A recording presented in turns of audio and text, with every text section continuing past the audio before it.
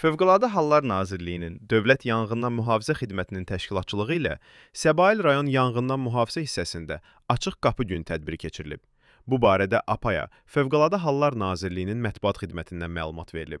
Bildirilib ki, Heydər Əliyev adına müasir təhsil kompleksinin şagirdləri və müəllimlərinin iştirak etdikləri tədbirin keçirilməsində məqsəd uşaqların hərtərəfli inkişafına, onların fiziki və mənəvi cəhətdən sağlam yetişməsinə, onlarda təhlükəsiz həyat fəaliyyəti mədəniyyətinin, eyni zamanda ilkin yanğın təhlükəsizliyi biliklərinin formalaşmasına, yanğın söndürənlərin peşə fəaliyyəti barədə məlumatlılıq səviyyəsinin artırılmasına kömək etmək olub.